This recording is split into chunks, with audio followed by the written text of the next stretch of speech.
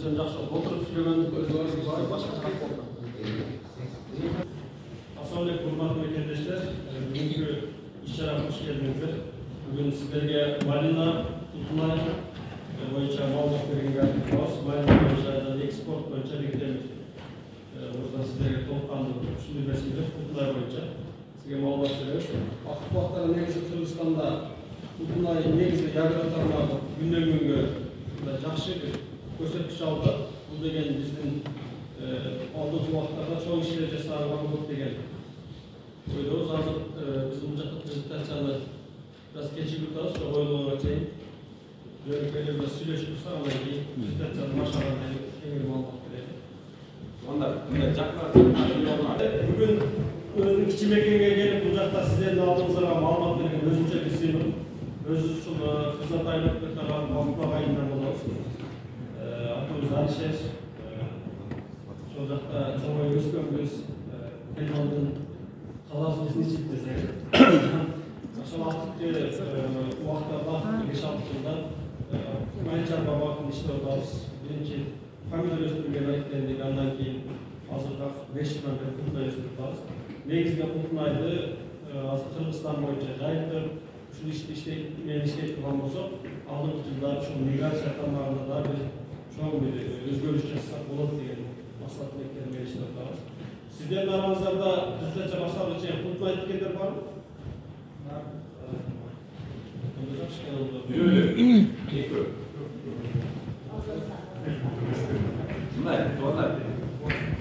Mo'ljada Kutnay bo'lganda mo chekada o'tirgan Qattemir degan bola o'shaga yaxshilab baylanishib tashlab ketsang, nomerlar berdi. Biz yaqinda sezon boshlaganda bu yoqdan boshlab zakot qaralabsizda. Shunday olib ketganga mayli bo'lsin istedikda. Endi bo'ri ob'yom bo'lsin faqat.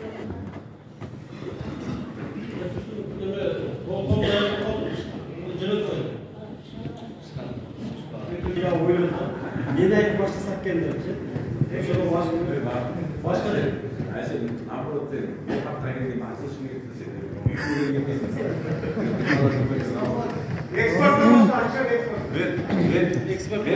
Ben aksı varganda özüm öte soğuk diyeceğim.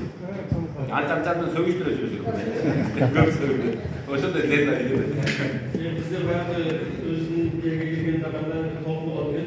Göktem'de ne zararıyla şu özünün atıldığı sevimli olsa gerek, özlerine gelip yasaran işi yönünde ait veriş. Bizlere Göktem'de ne tutamız, büyük gün götürme gerektir. O şekillerimiz alanı oluşturan Malida yargılar boyunca seminerlarında yoksa çarşı mağluplar veririz. Negizli bizim aileden gökçeğinde açıklan. Nasıl insan çok şimdi bu konuda daha da canlı sezimine bakıp canlı işleri çalışması gerek. Kanalda böyle çölde yerlere risk altıp getirdiği gibi maksat bu. Bu yüzden finansal canlı özünün milyon ölçüsü başka neyse yok. Ömürlükle kanalda bir yaş altıp geçiş başka bir sezim. Bizim özünün ayrılıklar bu sözde bizim hata Avustralya'da olduğunu şöyle gayetçen. Yok degende bu yerge toplumdaşın sebebi şu. Yok degende atam siyahtır bir ayılda olsun da bunlar bir ayılda varsa yaxşı bir atlar meyesler bulan.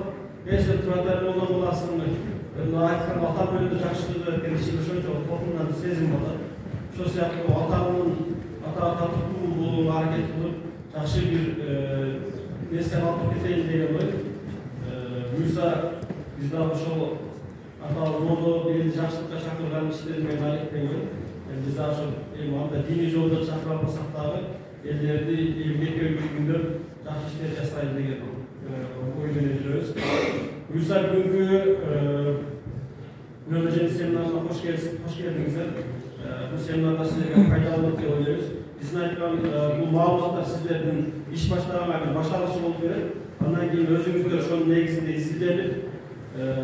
Bu yoqdan 30% ma'lumot olsanız da 40% izlenir. 30% engek bilan bo'ladi. O'sha 100% qo'llangandan kadar biz so'zsiz yigit ketamiz.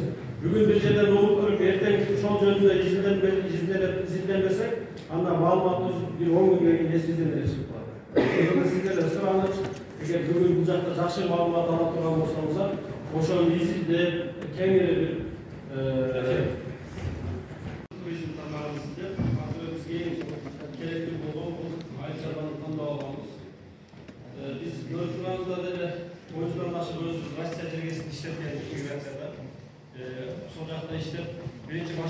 bardıq нәрсе biz ойлағандай жақсы болмады. Бардық сол жақта өсіп болып, еңбектеніп андан кейін шет тілді білгендіктен кейінгі бір жылдан кейін başka иностранный фирмаларға işке кіріп, Санкт-Петербург шаарында андан ары көптөгөн Россияның башка жерлеринде иштеп, акыркы 8 жылдача жетектөөчү кызматтар жасадым фирмаларда.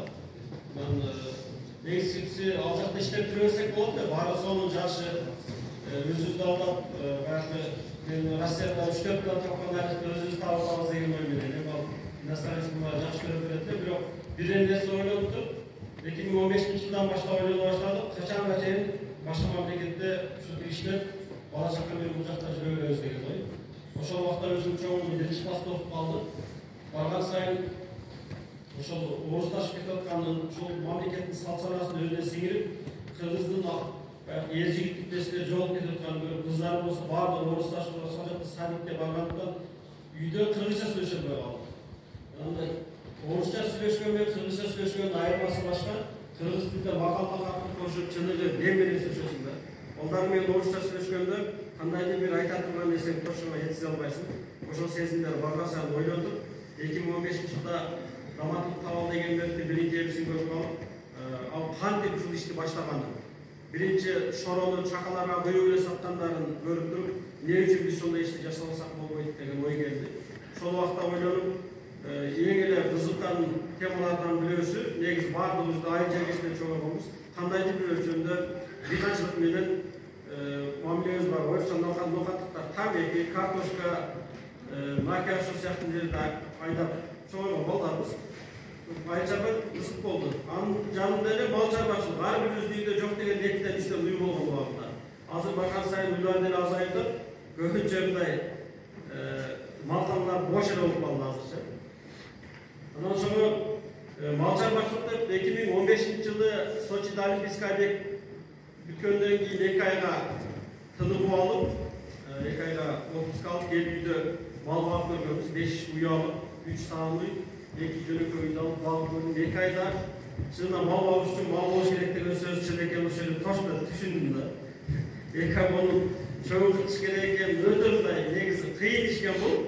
Анан 2 ай баккандан кийин бул мал чарбачылык менен аны сатканда пайдасын деле көрбөдүк чынын айтканда. Эми сүтүн саарды апам кыйналды. Ошо кыйналып болгондон кийин сатпаны саттык дагы мал чарбачылык бул биздин багыт эмес экен. Мал чарбачылыкты чыгардык, ошо туризм менен айыл чарба калды. Экөөбүз издеп келе турганбыз, туризмде өтө көп акча салыш керек экен ал жерде, туризмден башташ үчүн.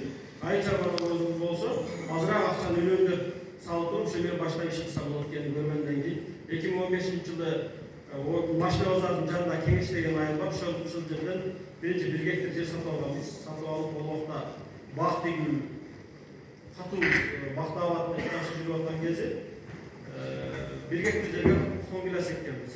Эгип азыркыга чейин 7 жыл өттү, 8 пакетте эми былтыр 150 килограмм саттык да 7 жылдачы. Бул жерде айтайын дегеним бак тегиш туура эмес дегенден эмес, ар бир нерсени тигип атканда көчөттүн сапаттуулугуна канча жылда түшүм берет, эмне кылыш керек деген темага сөзсүз токтолушубуз керек экен. Биз кадам жайдан барып уйлап келгенбиз, алар 10 жылда толуккан түшүмгө кире турган култмайлар, эмелер болот экен, конгиластар. Анан азыркы чейин түшүмдү алмайбыз. Кийин анан уже 1 гектар наркотикти аз-аздан татсаң акыры наркотик наркоман болуп кетесиң дегендей эле бир жер сатып алгандан кийин кызыга баштады. Кийин жанында нерсени сатып алып, ал жерден теплица салганбыз. Теплица салгандан помидор кылып, биринчи жылы бирок помидордон банкроттук болбой калды деген эмес, биринчи жылы жакшы тапканбыз помидордон. Теплица салып, анан экинчи жылга келгенде катачылыктарыбыз көп болду, себеби помидорду биринчиден биз изилдебей эле помидор жакшы изилдебей туруп эле баштап алганбыз. Ошол себептүү бул жакта көп немелерге кыйынчылыктар түшүп калдык. Эми негизинен азыркы айта турган бул сөздөрдүн слайдтан көрсөтөбүз. Азыр дүйнө жүзүндөгү айыл чарба боюнча бир сиздерге кыскача маалымат берүүгө турган болсок, алдыңыздагы таблица бул дүйнө жүзүндө 1991-жылдан баштап 2017-жылга чейинки дүйнө жүзүндөгү мамлекеттердин айыл чарба көрсөткүчү. Бул жерде карап турсаңыздар, биринчи көрсөткүчтө Кытай эң акыркы орунда турат 1991-жылы. 2017-ге келип туруп дүйнө жүзүндөгү ошо $5000 чыккан бир дыйкандын тапкан акчасы. Kırgızstan'da 1500 dolar değerinde var. Bu degen bizde burada 20-30 yılda az 30 yıl olmalı. Hiç kadar bir özgürlük canlıların olmağını degen düşünüyoruz. Bugün sizler bu yere gelip Ayçara boyunca malmak olayın deyip gelgenizler özdeyiz Ayçara'da dönüp koyuyoruz bizde. Eğer biz Ayçara'da dönüp dürbürük etkende bizim bu yere gelip sizlerge düşündürüşün neyiz gereğince olur. Oşa sebepten nasıl ayıpta görüntülerimizde bizim komşu memlekette жақшылay bir bölümge bağıtalgan yok. Bizim özümüzdün memlekette Ayçara bağıtı anca жақшы bölüm gelmez. Bundan biraz da cızdık koşup bulalım. Ben özüm görüntülerim. Rusya, ikincisi Gollandiya, üçüncüsü Amerika. Görüntülerimizde Amerika'da bir dükkanın tapkan akçası 13 bin dolar değerinde. Rusya'da tapkan bir dükkanın tapkan akçası 13 bin dolar değerinde. Gollandiya olsa 79 bin dolar, Amerika 85 bin dolar değerinde bir dükkan var. Bu yerden biz bu gösterişten bakırsak olur, kaçanlarına biz önükön teknolojiyamız, tamsatma sistemasında oturduğumuzda sözsüz iyi geçiyoruz. Biz eski Sovyet doğruna bağlanma bilen Ayçara basını önüktürüyoruz degen bu utopiya bu. Oşolduktan biz memleketlere ne bilin önü varsak sol bağlıklar karay bağlıklasak şol önü gözetiriz. Biz Ayçar'da ilim gösteren olsak sözsüz iyilik olur. Bunlar memleketlerin ölümsün sebebi ilim bilen adamın gücünü ayıklaştırganda şu iyilik geçirdik biz de böylece kara küçükü salıyor yok ilim yok kollanmağından Ayçar bağımızın negizli yaşamımızda bugünkü görünüşü şurada da aytsak olur. Ondan keyinki slaytты karşılarınızda bu yerde biz memleketlerde klimatına жараша таңдап алганбыз. Birincisi bu жақта İsrail, ondan keyin Gollandiya, Armeniya, Rusya, Armeniya, Ukrayna, Kırgızstan tаңдап алганбыз. Өзүңүздөр билгендер İsrail bu çölde жараша memleket. Бирок Ayçарба боюнча дүйнө жүзүндөгү эң өнүккөн мамлекеттердин бирөөсү. Çölde жарашындагы транспорт системасын толуккандуу колдонгондуктан өнүккөн технологияларды колдонуп Ayçara багытында эң чоң өнүккөн мамлекет. Голландияны айта турган болсок, Голландия деңиз деңгээлинен ылдыйда турат. Эгер муздар эрип турган болсо, биринчи суу басып кала турган Европадагы өлкө Голландия болуп эсептелет. Климаты жагынан жамгыр көп жааган, суу бууланып эле кайтып жамгыр болуп жайылып турган өлкө. Бирок ошондой болсо дагы дүйнө жүзүндөгү Ayçарба боюнча экспорт боюнча эң алдыңкы орунда турат. Бир эле көрсөткүчүн айтсак, Ayçarbада 100 milyar dolardan aşık Gireşe Bulak girgizir. Bu memleket bizden altın kultür bardaki kursakları 10 milyar dolar değerinde aşağı olur. Bundan sonra ısık öyle olmaz diye bir de olan memleket bizden 10 nese daha Gireşe Bulak'ın taşı hak etti. Bu degen çok biz önükön ilim gertay kalan olsak taşı olup da bizden akırtı köp olup duran görsek bu Kırgızstan. Adamlar kaçamana kayıtsız olduğunda jürögü sokmaya kalana bir sızık bulup bizim Ayçarba şonda aktualda geldi. Başka memleketlerin Ayçarbası bir jogor çıkan, bir ıldığa çıkan, bizlik olsa bir kalıp şu yeri tavız. Yemi buna bugün sizler bu yerge turganlar şu Ayçarbası'ndan canlı bir yolun canlı bir önlüğü bağıtalavuz degen adamlarımızda buyursa sizlerin aramızda şu sızıkçanı özgürlük turganlar çıkarttı. 100% işeniyoruz. Bu yere gelgende de izlenip, görüp, YouTube'dan bak desem ben jasayım deyen adamsızlar. Buyursa sol işleri jasap sizler Ayçarabası'nda sızıkçalarda özgürlüğe sağlık uçuşlar benim oyda olsun. Biz işkerittik, antik başlap kaldık. Başında aytkanday da şu Rusya'da işte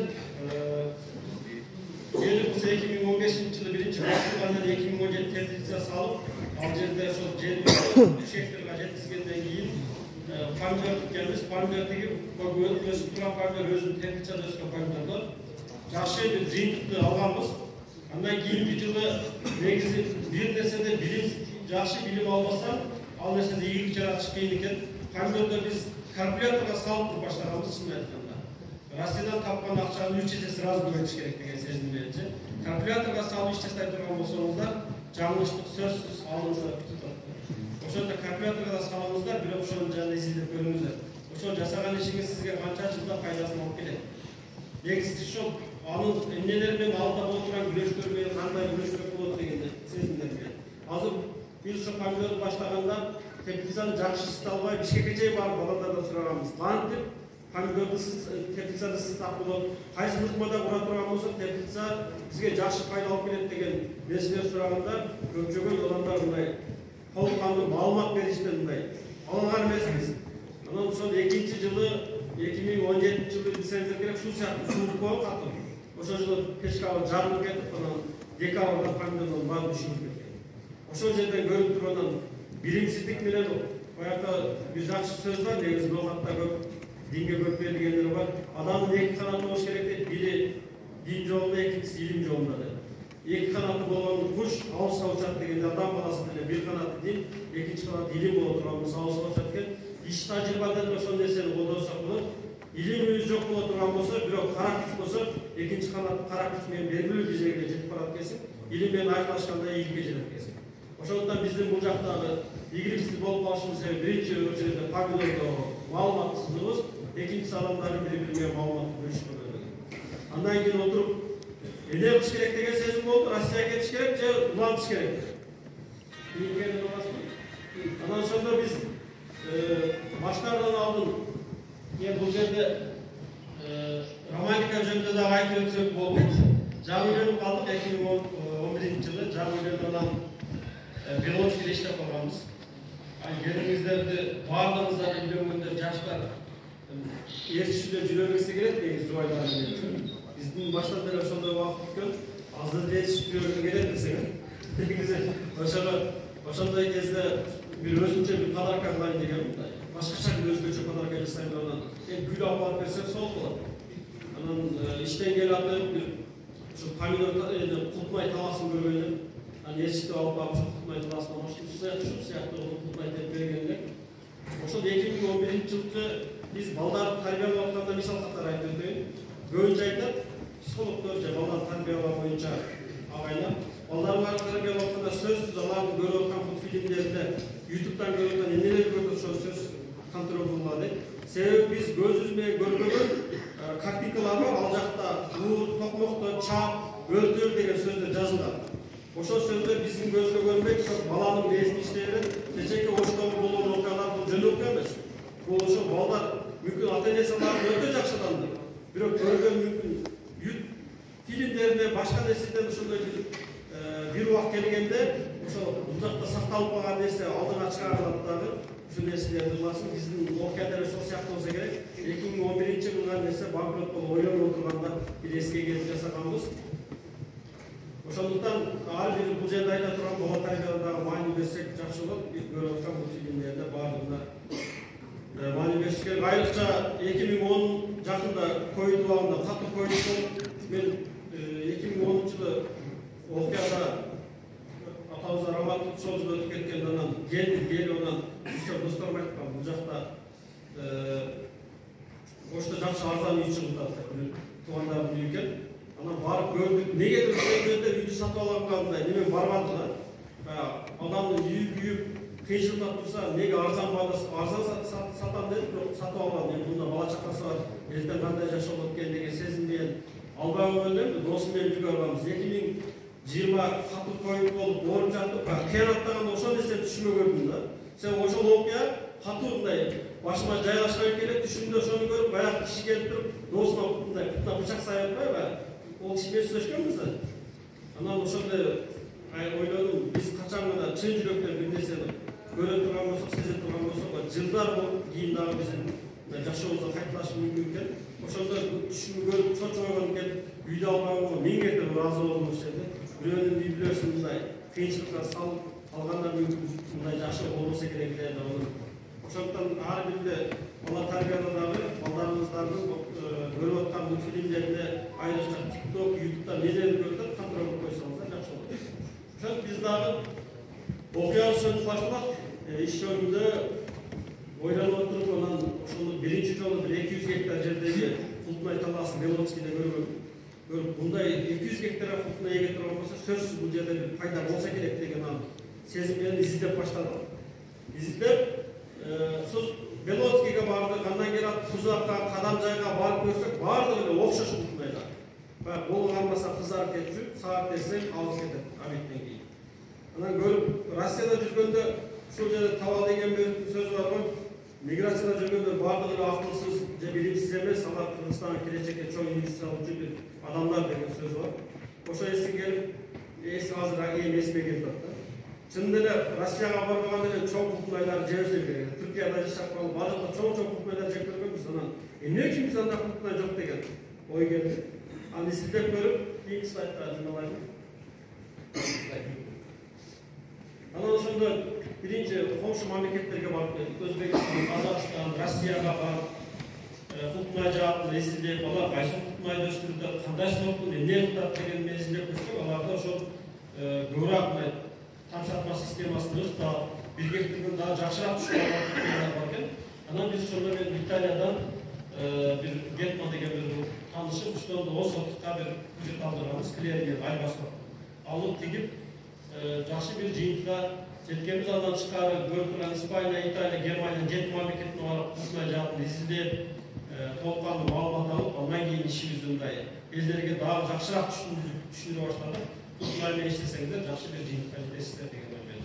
Ошондуктан сиздерге дагы биринчи очередде баштайт турган ишиңизди тизилейин деп калктайбыз. Көбүнчө баягы ютубта башка нерсеге мындай адамдын денесин күйүткөн нерселерди көрүп алып туруп баштай берген да болбойт. Сөзсүз эсептеп, издетип баштаганыңыздар жакшы. Андан кийинки неме болду? Анан бул көрүп турганыбыз Голландияда ошол Ваналхан деген питомниктин ээси барып ал жакта ошол куртмай жаатында жакшы маалымат алып, негизи Голландиянын сорттор бизге туура келбейт. Алар ошол жамбы жаган Havada kutmaylar bolsa, sizga shu Italiya, Ispaniyadan kelgan sortlar eng muhim sortlar bolsa kerak. Birinchi bu ko'rganimizda shu pomidor o'rib turgan teplitsada kutmay. Kutmay birinchi ekkanda biz o'zimiz bu yoqda plyonkasi yo'q ile pomidorni band egar turgan bo'lsa, shunday ekkanmiz. Bizda kapilenta bo'ylab pomidor, kapilenta menga ko'rganimizda 3-4 kundan keyin birinchi anda jalbiroqlarni ochgan. Andan keyingi nemeler söylüyorsun? Andan keyin kuzga kelgende al yerlerinde şol köşetini böyütüp durup, burada kara plyokalarni salып durup ekkenmiz. Bu yerda kara plyokanın faydasını birinchi jol tushundik desek bo'ladi. Biroq biz O'zbekistonda da bozor satgan kara plyokasini olib javob berganmiz, plyoka javob berganmiz. Ma'lumot çok so'rab qattiq qarab tutmaydi qarashganda. Andan keyin bu 2 oydan keyin plyoka mardimida tutilib ketib, birinchi ekkanda suv bo'lganda xudmada ilay bo'lib o'lib, satqanlar kelganda ilay bo'lgan uchun ba'zi yaxshi bo'lib ketgan. O'sha logika qaytalandi. Keyingi slaydda o'tdi. Keyin bo'lsa biz al birinchi jolu bunda balagan qilganda mulcha plyoka bilan o'stirganmiz. Mulcha plyoka degan shu hozircha tayyor teshik bilan atayib xudmay uchun plyokalarni. O'shanda balagan qilishning sababi ochiq tigib ko'rganda aprelin ayak çelinde pişkan olsa, bunun etkende aprelin ayak çelindeki 15-20 aralığında pişer, 60 yıllıkta. Bunun etkende aprelin başında düşüm alıp, yaxşı jiyintikka yetkенбиз. Bu жақта көбүндай сүрөттү өзү көрсөңүз, кутмай жакшы болгонун сүрөттү карап туруп байкайсыз. Бул жерде биздин кутмай жакшы болгон эмес бул жылы, себеби балагандар турмес кылып койгонбуз. Билели, турмес кылып койгонбуз. Билимдин артынан, эфирдин аркасынан коюп таштаганда шамал кирип экинчиге өсүп өтүп, серияга келген ооруларды ошол кутмай жакшы түшүм албай калганбыз. Кийинки жылы кайрадан жакшыраак түшүмдүү шахматный формада кутмайды туруп, андан кийин жакшы бир ийгиликке жеткенбиз. Негизинен кутмайды эң жакшы пайда тапканыбызда биринчи баткен окуясы болду го. Ошол убакта орозо убакыт болуп калды. Кутмайды 1000 сомдон ушуну сатканбыз. Сатып толукканды өзү 800 граммдан алгандан кийин анан элдерге бул жөнүндө маалыматты берейин деп биз толукканды үйрөндүк. Негизгиси элдерге үйрөтөйүн деген ишти баштаганбыз. Биз бул жерден дагы бир эки ооз кошумча мындай эле сөз. Кутмайды баштаганда максат байыш керек болгон, тезирээк байып кетиш керек. Ниет качандан өзгөртпөсө иш дагы ийгиликтүү болуп кеткен. Амалдар ниеттерге жараша деген сөз толукканды өзүбүздүн жашообузда практикада өткөздүк. Кутмайды баштаганда биринчи очередде ушул ишти менен баштап өзүбүздүн үй-бүлөбүздүн экономикасын түзөп, андан кийин бир туугандар менен жакшы бир жашасак, үчүнчүсүнөн эл журт менен ошо билимибизди бөлүшөйүн деген ой менен баштаганбыз. Кудайым азыр ошол биринчиси, экинчиси атталып, Кудайга шүгүр жашообуз жакшы болду. Үчүнчүсү ошо билген нерсени сиздер менен бөлүшүш. Ошол жөнүндө маалымат катып, толукканды 2 жылдан бери 3-чү жылга кетип иштеп атабыз. Ошон үчүн билген билимиңе бирөөгө бөлүшпөсөң, анда ал билимдин кереги жок дейт. Биз дагы билген кутмайда билимибизди элдер менен бөлүшүп сіздер да ошол үй-бүлөңүздөрдүн экономикасыз бөлүшүнө бир себепчи болуңуздар деген максат. Бул темага өтөрдөн алдын бул жака эмне үчүн бөлүшүп калыштын себеби дагы өзүбүз 10 жылдан ашык Россияда иштеп, мекендештер кандай акыбалда иштеп атканын көрүп билген үчүн ошондон азыраак болсо дагы 5 соттук 10 соттукка култуна эгип туруп ошодон нары өзүңүздөр көбөйтүп алыңыздар деген максат. Ошодон 10 соттуктан 56 соттукка көбөйтүп алсаңыздар болот. Ошентип өзүңүздөр 50 соттук култунай болуп бар адам Россияга чыгышы керек.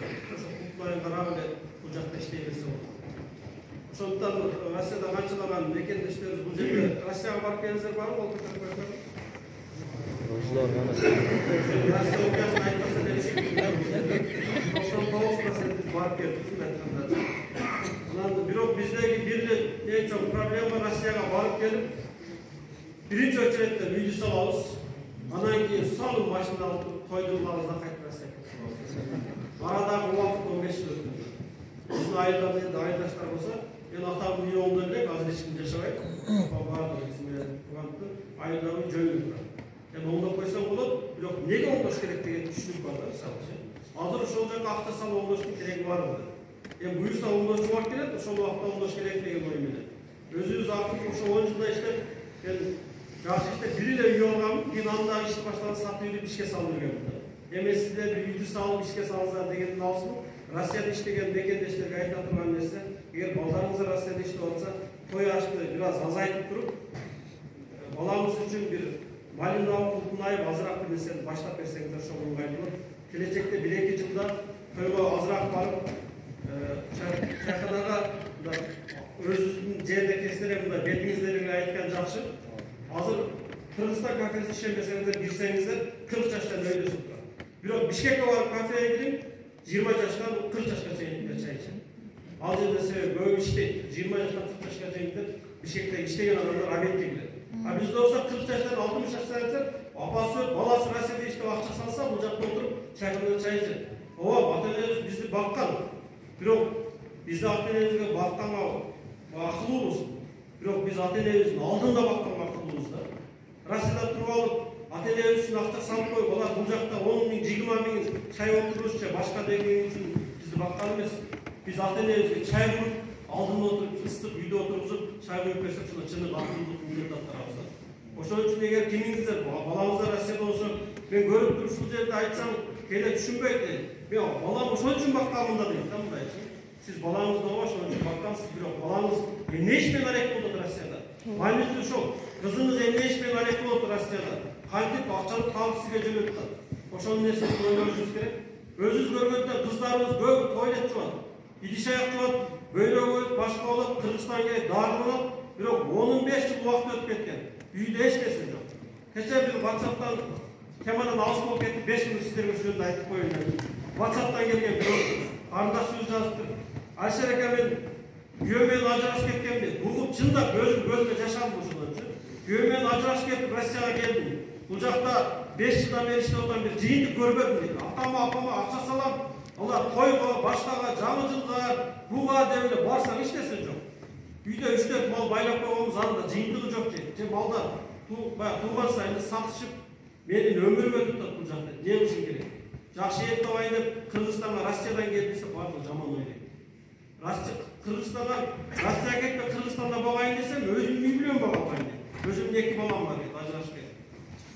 Эмнеге совет бересиз дегенде, совет бериштен өзүң тартынат кесин дейт.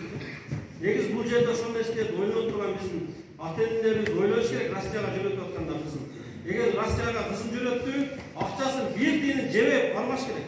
Баласыныкын жесин, бирок кызыныкын жебесин. Анан ошентип карындашка айтты экен, эгер сиз ата-энеңизге ата-энем акча салбай койсо болобу деген түшүнүккө да YouTube'да ачып изилдедим. Чубагайдын ушул жөнүндө айткан бир окуясы барбы дейт. Биз билсем Чубагай ушунча жооп бериптир. Эгер ата-энеңер акчаны сарамжалуу пайдаланбаса, жеген ичкени ылайыктуу салып туруп акча салбай койгон. Анан ошол немесин YouTube'унда кызга жөнөтүп койдум. Менен жооп болбосун. Раматтык биздин аалымыбыз Чубагай ушинтип жооп берип, ушуну колдонсоңуз туура болот деген максат менен. Ошондуктан кимде-ким эгер жерде отуруп кыздарыңыздар, балдарыңыздар Россияда иштеп атса, салган акчасын сарамжалуу пайдаланганга аракет кылайлы. Өмүр өтүп кетет экен. Мен азыр 10 жыл Россияда жүргөнүмдү канча күн жүрдүм десе 10 күн элестетем. Бирок ошол 10 жылдын ичинде канчалаган жоголттум. Өзүм атама топурак салууга буйрбай калдым. Мына сиздердин эрдигиңерге айтканда. Чоң атама топурак салууга буйрбай калдым. Бул деген өзү эркектин өзү негизги милдеттерден бирөөсү ата энесин өз колу менен топурак салып жерге берүү. Биздин бул иштин башташтын негизги максаты да ошол.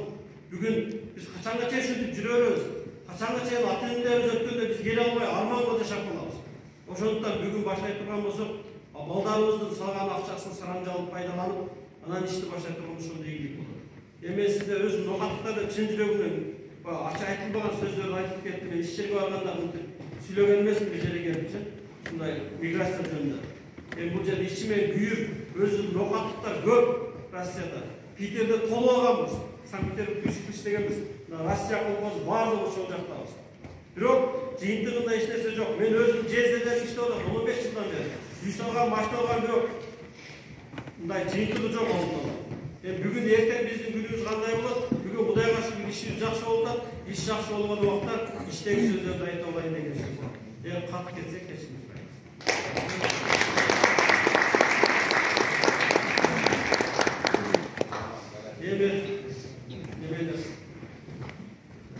Birincisi, ekstensiv gösteri tutmayı, bu negizden intensifliği, ikincisi, üçüncüsü süper intensifliği, dördüncüsü asma teknolojisi. Açık var. Birincisi ekstensiv tutmalar bu negizden Kırgızistan'ın 80-90% şu türlü tutmalar olacak. Bunlar bir hektarga 25-30 gün uçtuk köçet degesi. Bir hektardan 5-6 tonla çay düşmezseniz olur. Bирок бул утмадай келген утмаларды биринчиден блокка жабылбагандыктан чөп чыгат, отош керек, чабыш керек, мындай түйшүгү көп утмайды. Бирок түйшүгү аз. Сатылап турган убакта дагы бектенибизде 150 сом болобулардын баасы канча болот? Эң болуп кеткени канча сом болот? 200 сом болот. 1 килограмм ушулардан 200 сом болот. Мындай айткандачы бул жөнөкөй утмалдар. Бирок муну деле биз эч тикпей экпей өсүш керек деген алышпыз. Муну деле өстүрүп варенье кылганга эң ыңгайлуу утмайлардан өсүп. Бирок өзүнүн экономикасы бюджетин толтурганга тургун утмай болуп эсептелбейт. Биз бай 200 гектар жерди бөлдүк деген утмай, ушул утмайлар болгон. Анан мындан эге турган болсок, жакшы бир жыйынтык албайт экенбиздер. Кийинки немени айтсаңыз, ушул бул интенсивдүү утма дегенге ушул түрдүү утмайларды келип турган болсоңуздар, өзүңүздөрдүн Россияга барга койсоңуздар болот да.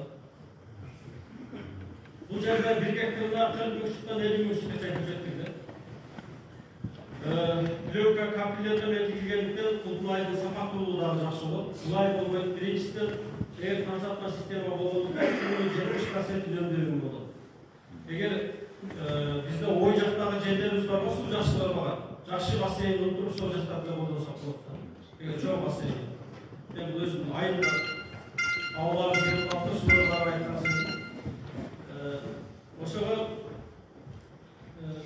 буну биринчи сууну үнөмдөп, экинчи артыкчылыгы биз бере турган жер темтиштер консатма системасына берген үчүн ар бирин өз ордуна беребиз. Бизде көбүнчө картошка эккенде азот, селитра, мачай ошол сыяктуу нерселерди беребиз да.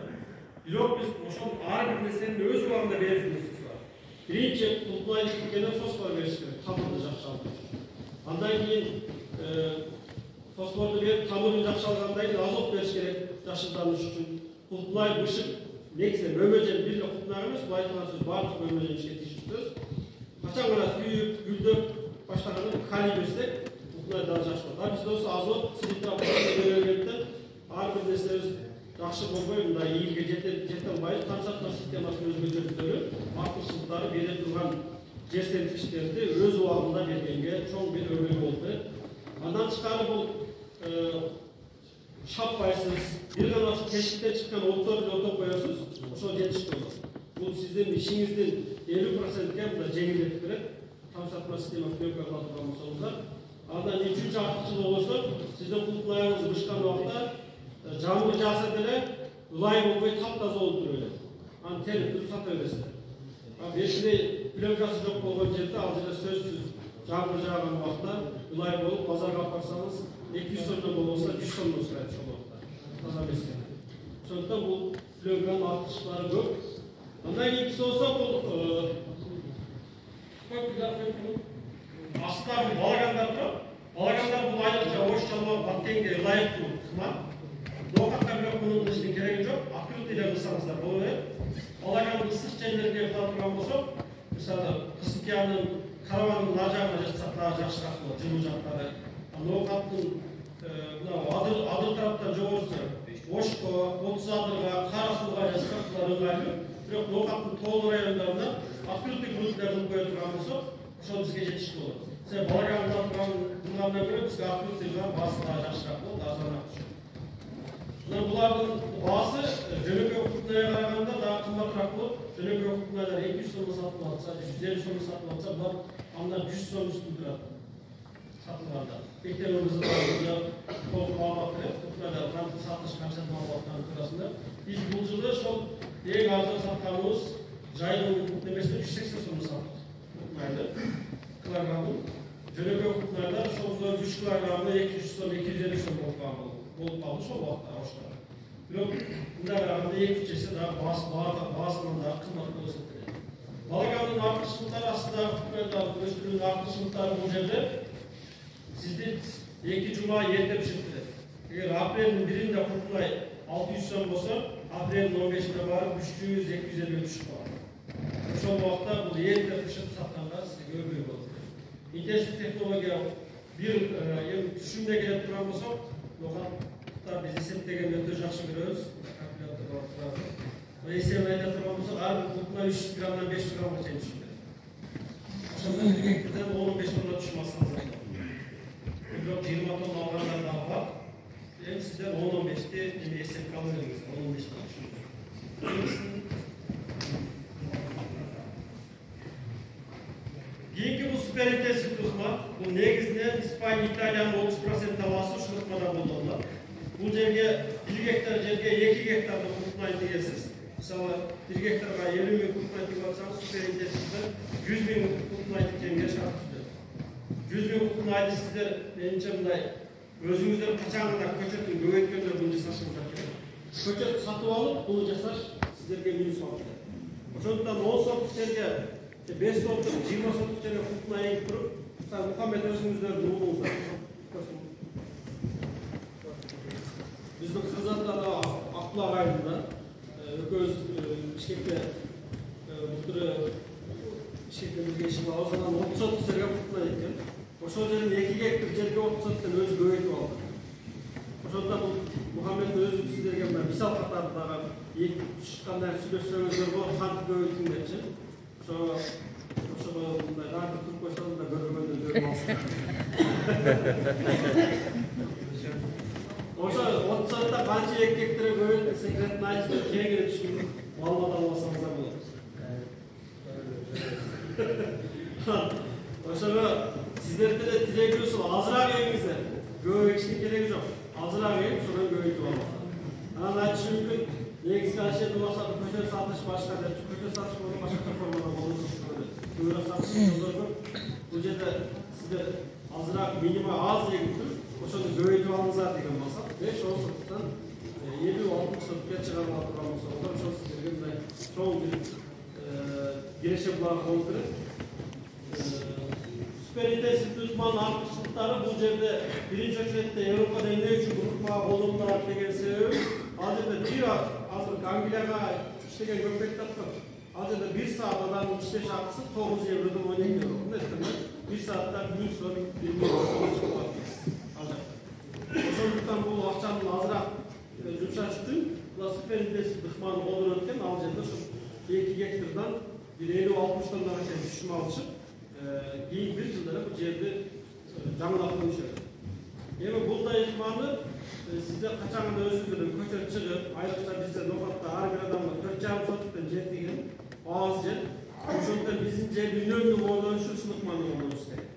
Сиздер 5-10 сотка кутма эгип, ал жерден 50-60 сотка көбөйтүп, кийинки жылы 1 гектар жерге эгиштин ордуна 50 соток жерге эле ошо көбөйгөнүн эгип коюп турган болсок, ошол 1 гектар түшүп алабыз.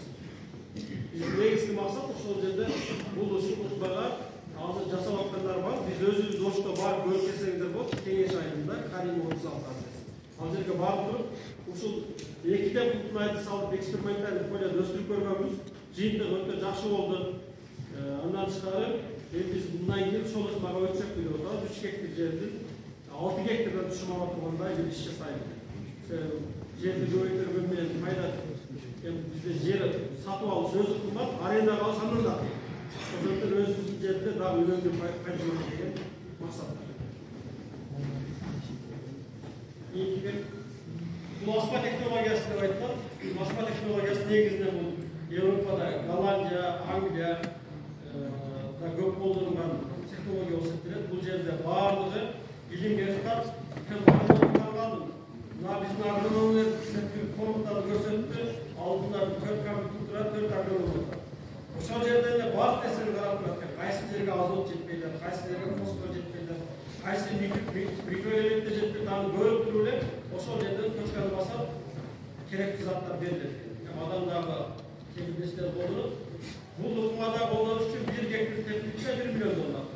Мен бул силерге маалымат ретинде айттым, куртма жагына маалымат берейин дегенде, толканды маалымат алыңыздар дегенде.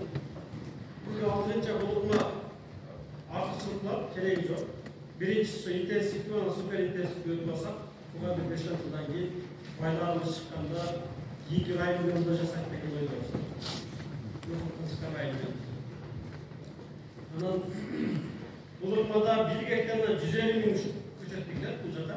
100-120 тонна түшмасы бар. Биз бул жакта баардык илимгерликтер канча барып келсе убагында берип түшүн дагы жакшы. Кыскы жакта балаганда жакшы болуп, бияка Кызыкияда күн ысык, катуу ысык. Өзүм Кызыкияда 5 жыл окугам ушакта. Кызыкиянын ысыгы Малыкшан Каратордун капкара эмес болот. Нокат каратпайт. Ошого балаган кылса, кийсекке менен туш керектиги кантип айтты, эмне туш керек болгонун. Немеде Кызыкияда ошол балаган кылыштын катуу ысыгандыктан аты 45 жөнүнө болот да Кызыкиядачы. Ошо 45 градуска култмайдар балаганда болгондо бул ысык болуп жаз алдында эрте түшөт. Апрелде ушат. Апрелдин башында Кызыкияда. Нокатта балаган кылсаңыз дагы Дастан, сен балаган кайсы убакта алдың?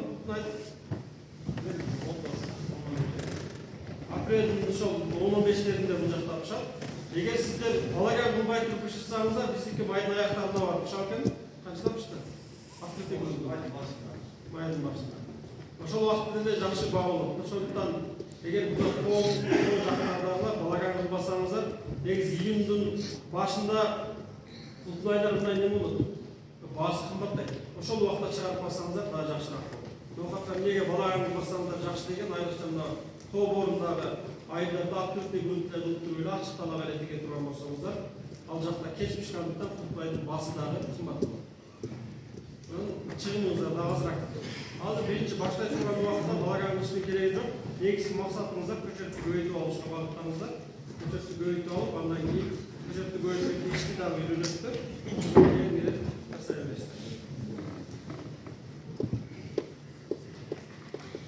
Solar var mı yok mu? Başka? Mesela diye oyun. Bunu şöyle paraş edip söz. Temizlede o 40'tan aşılmasa daha жақсы olur deyiniz. Üstüne zaten katı ısık etkende. Negizden bizde şol bir yıl bekar konstitusiya degen şol bekerden aytılan sözünde bizden işlet programmasından sonra bir yıl bekar konstitusiya degen bu şol sizlerin aldığınızda da bulup duran doğrular, жана ушундай эле эмнелерди беребиз, кайсы жерсеңиздер бериш керек. Ошо толуктануу окуп азыр эмнеде биз 7-8 адам биз менен иштешип 1 жылдан бери азыр бизден жакшы билет да. Биз айтыштын кереги жок, өздөрү баш нерселер. Ошо 1 жылда сиздер толуктануу Култунайды карачы болуп чыгасыздар. Аны 2-3 жыл деп койсо бере болот. Бекерден конституция болуп жөндөп мындай. Пафос болуп калса 1 жыл дегенбиз. 1 жылда толуктануу берип чыгасыздар. Балаганда кайсы айда май койгону?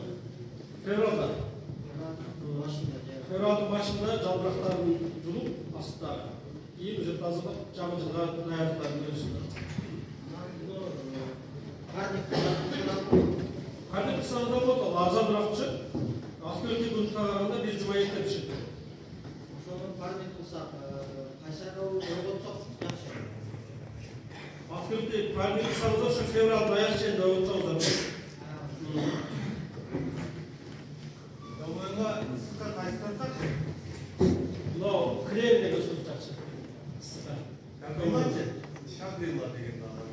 жылда болбой қалды, ал жақ төмен құртылсы.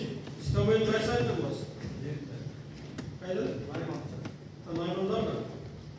Найман ылды жағы, же бергі гемеш қыржар тарауы? Төмен бе, сіз Найман бірақ бір олып барды. Өзбекстанға шекараласты ғой. Ошол сиздер жакка эртеп пышак сорттор жакшы болот. Тилери Айпы, Азияны бөлүп турган эртеп пышак, кызды эртеп пышак сорттор тиге турган болсоңуздар жакшы бир жыйынтык аласыздар ал жакта. Кеч пышак тутмайлар тиге турган болсоңуздар ал жакта стресс болот. Сиздерде 45-50 миңче чыгат. Ал жакта эртеп пышак тигип туруп, апрель майда түшүнүп алып туруп, кийин дем алышка чыгышыңыздар.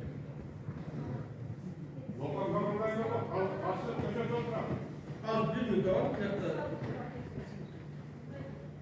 sarı topraklar yaxşı olmalı, жерді biraz başka bir yer tanımlaşması gerek. Hem sarı toprak degende bizim bağımda sarı toprak dep koyuyor, sapsarı olsa gerek. Жерді негізі қайтадан топraklar yaxşı olmalı деген сұрау biraz не болады өзіңізде, болып тұр айтшы. Анын жердің анализін берішіңіз керек. Анализге берсеңіз, сол жерде шығарып береді. Жиынтығын бізде баяғы WhatsApp-тағы 777-10-50 деген номер бар. Ошол жаққа жөнелтсеңіз, біздің агрономдар толыққанды сізге жауап береді. Анализді ошол алып берсеңіздер болады. Аға сіздің сұрауыңыз.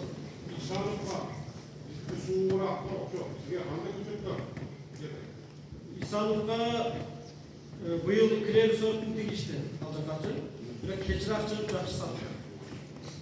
Сол жақта. Кілерді көчетті 777-10-50 номері жазып алып, сол номерге шалсаңыздар болады. Оштан аласыздар, оштан. 777-10-50. Ayşen bir tane var da. Al. Ektemir tuğra itti de. Akşa kılanmışsın gel. Aynen politika falan var. Ekti de. Akşam alasını setten tuğra. Sana sağlıkta bir sort aytsanlar, ötken yükten aytsanlar. Kazakistan'da ben tutup Avrasiya'da korkuşluğum aldı. Biz egitip düşünün okuyda biznes karşı. O şu biz baktık, bir sort varken, o yaptan, bir de pişik varken bizim izler nima boyu var. Yani şöyle rasyonallıkları doğanlarından sort ektiledir. Kaysının bir sort aytılası. Çünkü bu arada da o atletim olur dedi. Soru. Negizde işleyip adam sonra tak soru. Siz жасайтын сөз өзі бұл тармақта шықпасын. Ошол мигрант болуп, mesela birinci kültürü görüp, bir Tekkenlik görüp, Muhammedlik görüp, özgürlükler 360 grad gözde. Hazır siz diktas verdiniz mi? Yok, en başta. Bunda siz buyursa neyin gecetesinden çok hızlı bulmaya geçseniz, böyle bizi şanınıza altırası var. Efendim degelim bu, bir sorumlu bunu tekinizde de aynı sözdeyiz ki, anan tutmaylar bir sort var içinde bir de dağılır dedi. Misal lokatın tutmayının siz hoşlu tutmayını çek görseniz bir de sortlar. Ayırmasını. Şu sortla ayıtamayısınız. Lokatta özgün tutmayı dağılır olur. Hoşlu bıçak. Bizim hoşlu bıçak tutmayı lokatın içinde bıçak tutmayını dağılır olur. Ayırmasın. Sebebi bu yerde bizde gündüzü 35-30 grad ısıt olsa geçilesi geçseniz kasım geçirasında üstüne cesur taşıyasınız. Oşol perimetre günlük testi almaşısı çünkü havamen gündüz havanın almaşısı tutun ekli mömeceğimizde dağılma olması sebep yok. Anan var bıçakta bir de son sevgili tutarsa gemine var bir yerin özlü klimatı var. Özbekistan'da Yaga'da boyunca altı program olsa Kırgızistan'da bizim potansiyel düştü. Başka memleketler jönünü aldılar. Özbekliği, bozukluğu. Alarda bizde bu klimat yok. Toğlu memleket, bizden memleket 93% toğlu. Toğlu var, 92-60%. Oşal siz aytırken memleketlerin 80% çölde durar. 20% jönöpeyeceğim. 92% toğda özgün kutmayla 80% çölde özgün kutmayla mahkeden köy ayrılması. Daha mutlu aslında. Eğer Rusya'ya alıp bırakılan olsa birinci ölçüde dağımına karışır. Bölümde dağımına, o socaktan dağımına biz de kutmaya alırlar. Alır bozulacak. Özbekistan'da çıkan kutmayla bizim kutmayla ayrılması var. Özbekistan'da mömecemiş, fırıklar жақсы olsun. Hamido, agurçu жақсы olur. O жақсы kavgadı çoğunda etmişler. Bir ok kutmaya жақсы üstüne kalacak. Kutlar katı ısık olan yerde daha жақсы olur. Bizde мысалы біздің климат анда қатты ыстықтар болып кетпейді, суық та қатты болмайды. Әрбір жай қышы 4 мезгіл жасалған мемлекетте жасаймыз. Ошондуктан біз биринчи очередте айтылгандар 5 сорт турат. Ошолордун ичинде эң жакшысы кайсы десеңиз сизге сунуштарым Бери, Альба, Африка сорттарын тип көрүңүз. Африка жаңы сорт толук кандуу жыйынтыктан чыгат, бирок клермен Альбаны сунуштайбыз. Ошону тиге турган болсоңуз. Мицунова деген сорт бар. Мицунова бул даамдуулугу жаатынан бул сорттордон даамдуу. Алар жакшы. Бирок клер сортту көлөмү жагынан чоңураак, ар биринин өзүнүн аты чыгып турат. Ошондон сиздер өзүңүздөргө мындай эсиптеп туруп, жакшы бир эле клер тийгиңиздер дегенди алсаңыз, сорттор түрдөрүп тийгиңиз. Ошол жерде көбөйүп атканда сизге кайсысы ыңгайлуу болсо, ошону алыңыз. Биз өзүбүзгө клер жакты, клерди көбөйтөбүз. Сиз менен экөөбүз окшош эмеспиз, сиздин көз караштарыңыз башкача. Ошого түрлүү укмайтып туруп анан көрсөңүз. Анан малина боюнча мектеп өзү айтып берет, кайсы сорттар жакшыраак дегенге. Анан буюрса, ал жөнүндө маалымат аласыздар. Негизинен эрте пышак кутунайларды нокатка кутунайлар жакшы болот. Нокатка эки түрдүү кутунай эсептеп болот. Эрте пышак бар, кеч пышак бар. Биздин климатка көбүрөөк турат. Mesela erте pişardan Klere, Ayka, Azya, şulardan eğer kayısını tükeyim deseniz ben size Klere tükeyim gayet. Ama dağımlık belli, öte dağımlık kurtulay tüküm geldi atmışsa o da hiçsin o atayım diye. O, çok tak bozuk oldu gayet. Ya ama gayret gelsin daha olur mu?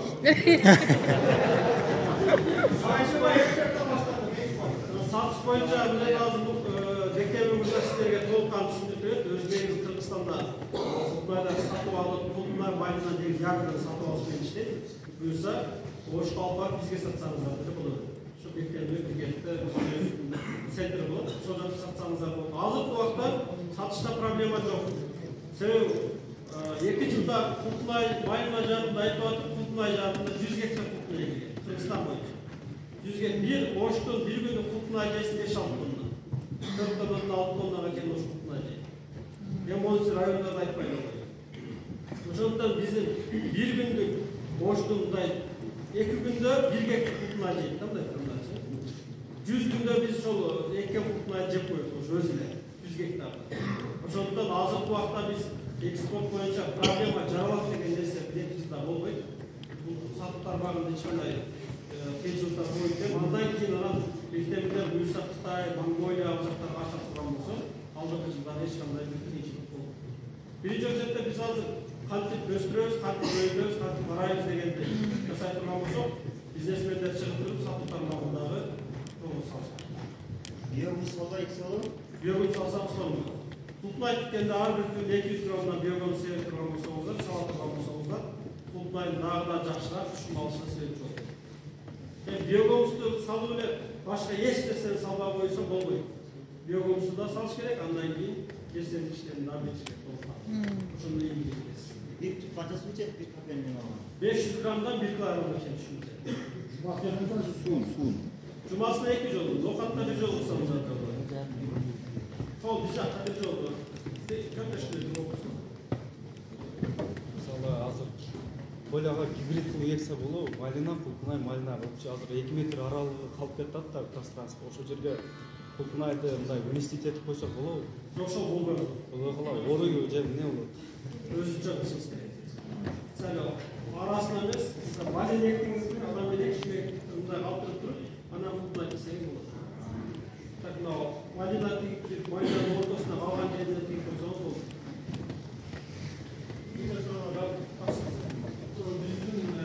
Ayıplar su problemi var. Ama su faydaları var.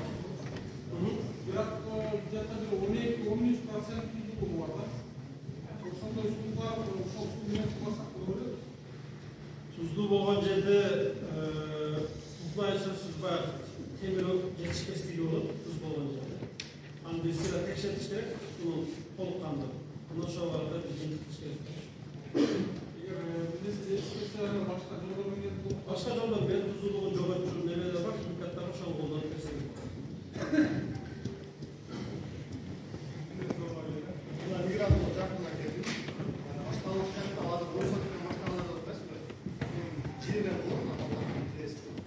Şu Borsa'daki kança hastalık kedi, kanday азыр кайтып кетиш деген неме бар да. Өзүм баргым келбейт канча алда. Жакын эле экен. Сиздердин видеоңуздарда YouTube'дан көрүп, анан ошо видеодан көрүп кетип калдым. Ошо 10 сот кексек, канча расход кетет, канча тонна алып бачок алыш керек, канча эме капельный эме, наращивание эмелер кетет, ошо эсептеп берсеңиздер кандай болот. Башка капитал бойлоодо устава туруш дегендей акча маселеси кыйын болуп калат да. Ошондой эмелерди көрсөңүздөр жакшы болот. Үйдө кайда чаласыз? Ошонун Сиздин кийимдериңиз барбы? бар окууда. Апаңыз ата энеңиз жаш экен да туурабы? Onu суроо карап жооптайын да. Биринчиден башлай турган болсок, 10 соттук деген ата энеңиз жаш болсо, бул жакка барарыңызга жасап берип туруп, бассаң кеткениңиз абыл. Барып иштеп келип, жүздөн кайтып келиңиз. Жүздө 10 соттуктан 6 соттукка көбөйткөндө келип өзүңүз көбөйтүп жергениңиз. Ага чейин 6 ай убакытта бул жакта ошол барып келип убакыт өткөзбөңүз. Биз толуктануу 1 жыл жол конституция деген жерде WhatsApp'tan ата энеңизге жөнөтүп турабыз. Муну бересиз. Муну жасайсыз. Сосын бериңдер. Ата энеңиз өзүңүз жаш, ата энеңиз 50 жашка чыга элек анда. 50 жаштагы ата энелер жөнөтүп жасап коет. Өздөрү жасап эле бизге барсын, ушу кеңеш айында барып ошол жерде толуктануу көрсөтүп беребиз. Андан кийин WhatsApp группага кошулат, Telegram каналына алып кирип, ошол жактан толуктануу маалымат алат. Сиз 6 ай барып иштеп берсеңиз, кийинки бир капиталдар болуп, 6 сот жерде куплайбыз болгондо кийинки жылы Россияга барабыз. Анан 10 сот жерге канча акча кетет дегенге 250 миң сом тегерегенге баардыгы тамшатма система, бочка баардыгын кошконубузда. Сонда 10 сотке канча тонна бачок керек? Бачоктун иштин кереги жок. 3 метр узуну, 3 метр туурасы, 1,5 метр неме болуп, чукулдоо туруп, бассейн туруп, жаап койсоң 6-7 миң сом болот ошо бассейн. Бассейн кылып койсоңуз жетет. Андан тышкары капельный лента, пленка, бассейнди кошуп 50 миң сом акча кетет. Ошондо сиздин жыйынтыгында 250 миң сом акчаңыз менен 10 соттук жерге ыкмай тигесиз. Тигип туруп Россияга заказ берип коюп, азыр ишиңиз болсо кете бериңиз. Жазда буну биз бул жактан видеолорун көрсөтүп толуккан ата энеңизге. Ал жактан тигип, аны 6 соттукка көбөйтүп келип, өзүңүздүн ишиңизге чыксаңыз болот. 10 соттук менен убакытты өткөзүп болот. Көйте турган жылда көмөккө бериш керекпи? Негизи клёнка егиш керек ар дайым.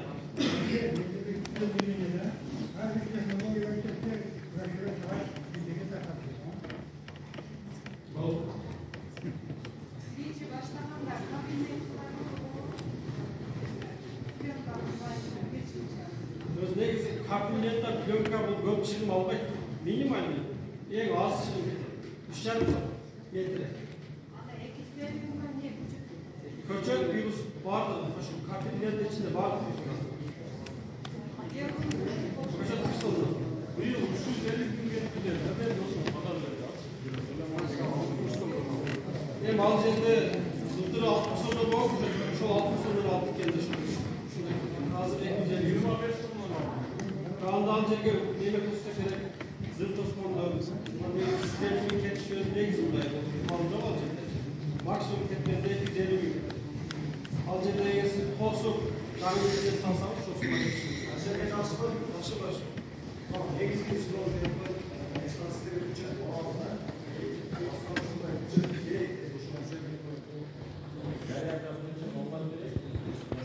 Күндө ошо эшик ачып барсаңыздар болот. Мисалы, койка 200 кесе ошо барса, ошо чыгат дейт да.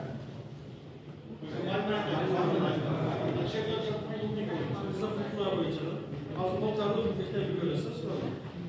Күйгө ексек, ал жада кайсы убакытта келет? Заказ берсе. Европадан көчөттөр марттын аягында келет. Канча убакытта түшүмө келип калат? 2 айдан кийин түшүп келет. Ошо керек көчөт алсак да болот түшпөйчү. Азыр onda bilsin Allah sortlar önünde ayıp durada suya joktuğuna jıyıktaylar. Eklemege de vakit, eklemege de vakit. Varlığı biz özüyüz. Kalanda eğip görüp, radyadaki sortla başkası vardı eğip görüp, jıyıntı tasirlerine sunuştular. Sen bir sort çıkarıp özündürüyordu, bir sort çıkarsan, bunun da sortun yok mu deydi, bunun da açın. Koşumuz masraf var diye geçimde bu koştular. Anın giyinki götürelim. Sortlardan canı düşündürüp koyduğunda. Жоғарыда айтқанда Гилерия, Альпа, Азия, Африка деген бұл сорттар ерте шығып тұрмайды. Жоғатқа екі түрлі құтына aytсаңыздар да, eksеңіздер да bunu. Ertep şartındağı, kech şartındağı. Bizde klimat oşuluğunun gayri. Eğer Karaoy taraftarlar ertep şart derinizdir. Alacak altı kutuşunu alamaya başlar. Hiç kadar alacaklar cender var. Oşul jakka tege turan sonlar alamaya başlar. Alacak ertep şart tutmayı ikinci. Kech şart olsa ki güç çoğu. Kech şart tutmayla Albion kabriyonda Murana aytılan soğuklardan Yemisi en жақсы deyip duran soğuklar Albion en kabriyonda жақсы. Murana düşündüğü bucağından dağımlı bucağından en dağımlı düşündüğü bucağından yok. Tadı ısıklarga stres bu. Albion düşündüğü bucağından azraq yok oğulda başlanmayı. Oşanlıktan sizler eğer жақсы oğuldan azraq düşündüğü жақсы alan deyip koymuyorsa Albion'un en kabriyonda gidiyor. Yok men barayım, setka tarttam, жақсы düşüm olan desеңіздер, ondan Муран дегеніңіздер. Біздің ноқатқа setka tartıştың керегі жоқ. Қол орында ағайындарға ақырып биле жөнді desеңіздер болады. Бұлардың ұшыл мезгілде ошол апрелдің аяғынан майда пішіп баштап, ақыры ошол аяғының аяғын жетушіндер, қар жағына жетушіндер. Ертеп шарттың айлар болса апрель, май 2 ай дегенде алырыз. Андан көбөйтүп кетсе, калпагыңызга расман жазып коесуздар.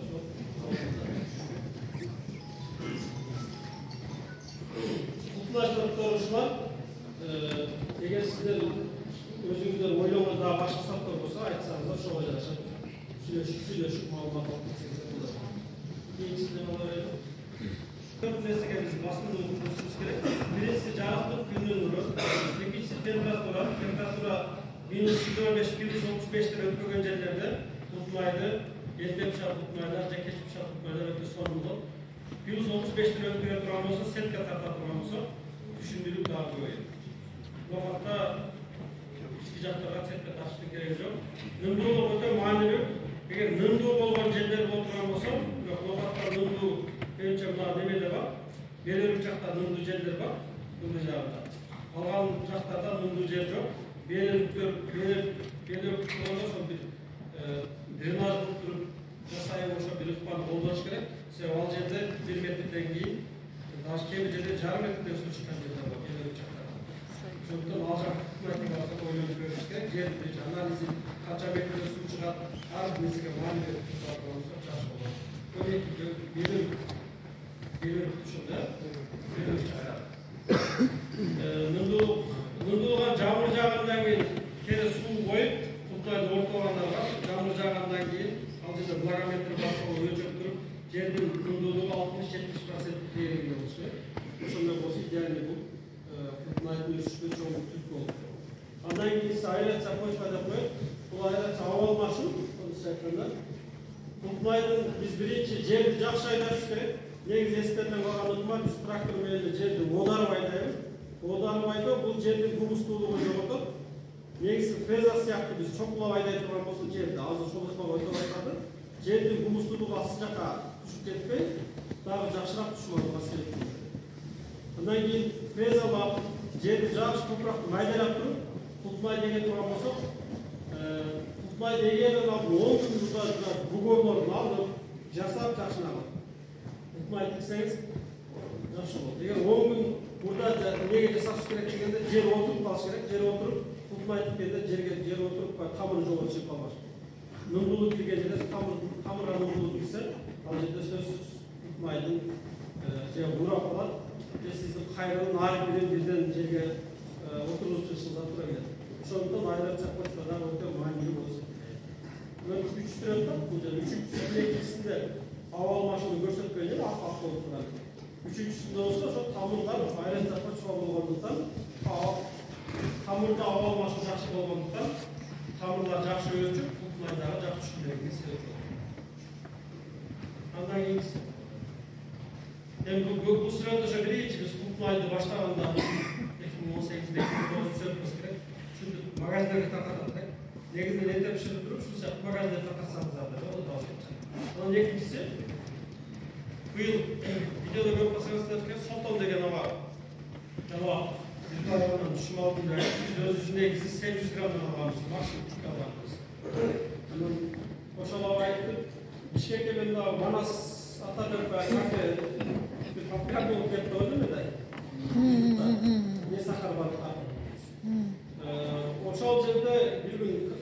сырттан кирип кетип атсам, ошо клер сап клердин сортун жалтырап турганын байкайсыз да келер экен.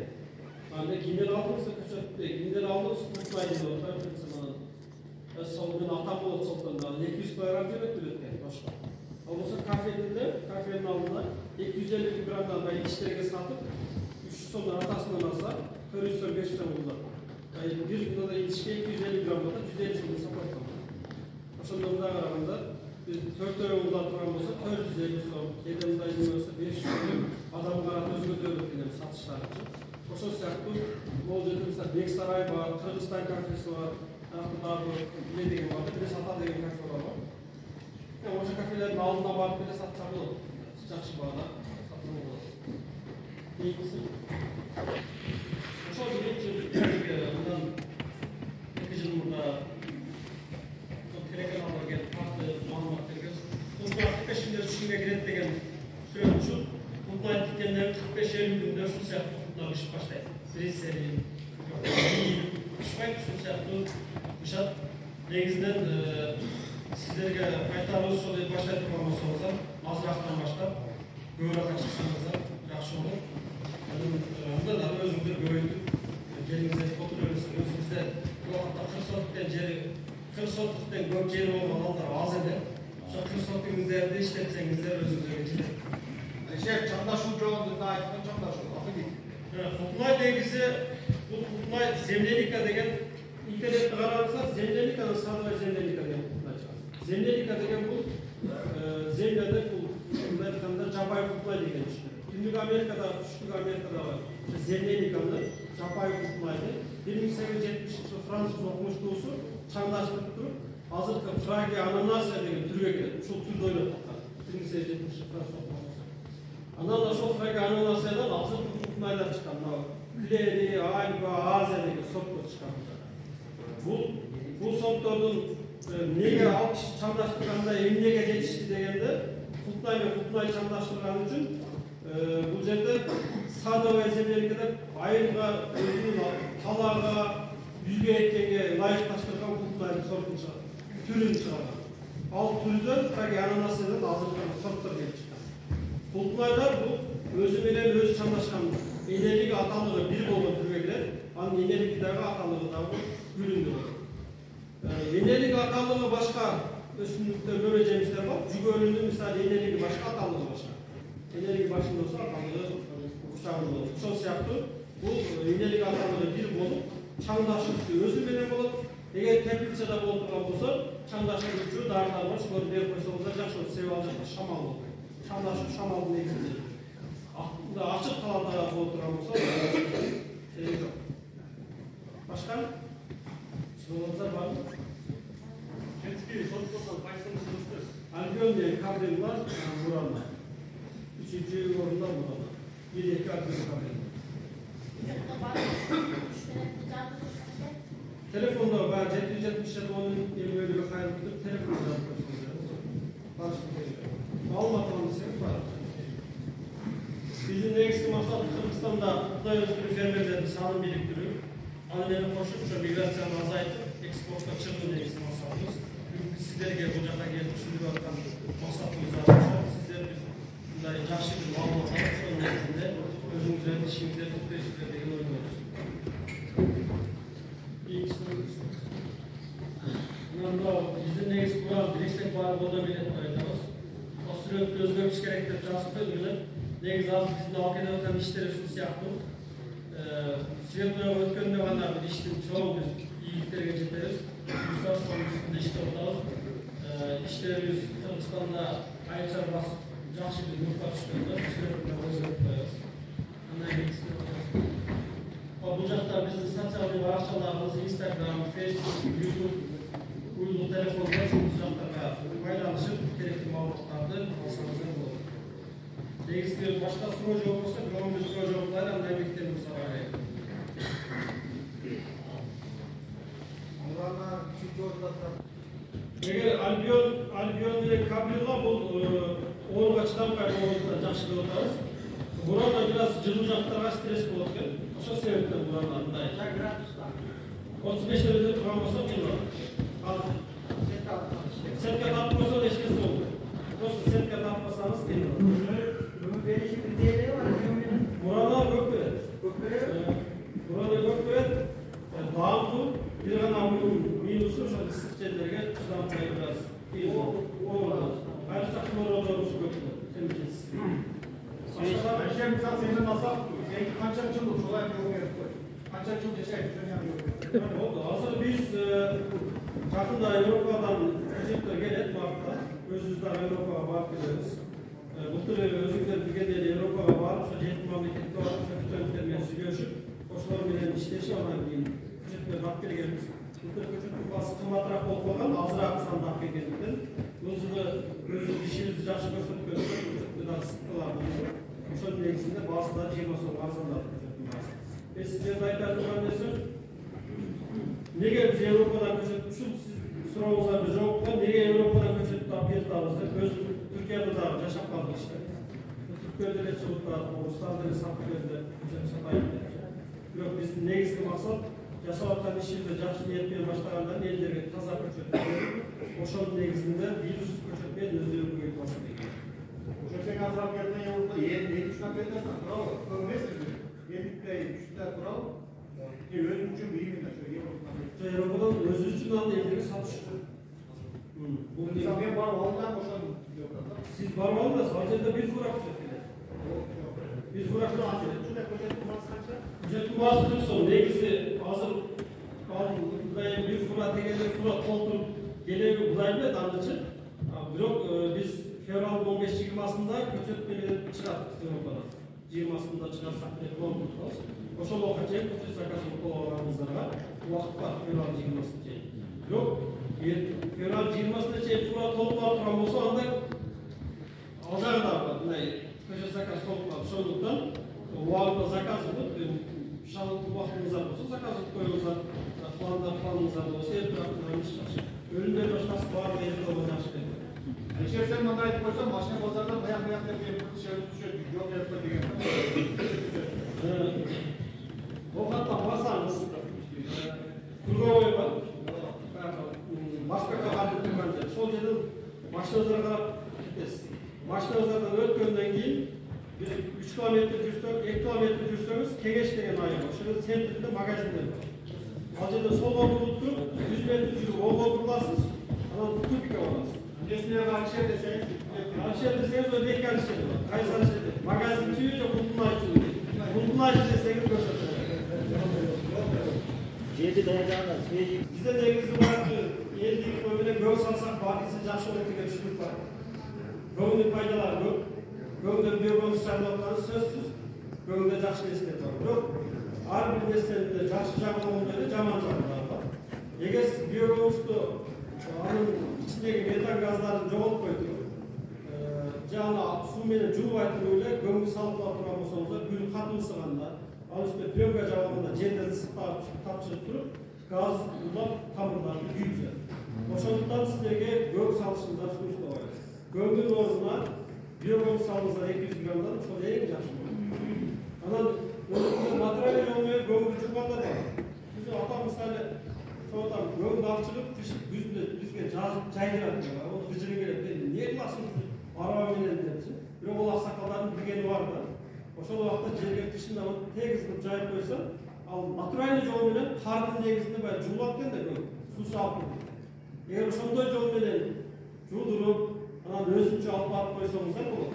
Анан мында жөнүндө алып барып эле үй кышта сонунду büyük көсүн тракторга жүктөп алып барып сеуп кое турган болсо, ондо жыйынтык жакшы болот. Бул туурасында канча жолу WhatsApp'ta aytабыз да, Telegram kanallarda, açık kanalda, Telegram kanalda publika olursa agrokomplekste girsengizler aktivite kanalda. Sen de sırada bana o diğer düşürmüş boyunca koysa da. Beni onlardan gelecek üstünleri? Bayağı tabiydi, yeniden bürokrasiyonda güçlü ekende. Tabiydi, bürokrasiyadan gelirken şu boyunca ömürcemiş gelirse ömürde güçlü ekende. Problemi var. Problemi var. Kimin altında olmalı? Sürekli tabiye hocam çıktıysa desem ne olur? Eğer geç pişarı getiren olsanız da karasın koyunuzlar, erte pişarı olsa geç pişarı da alın, erte pişarı karasın.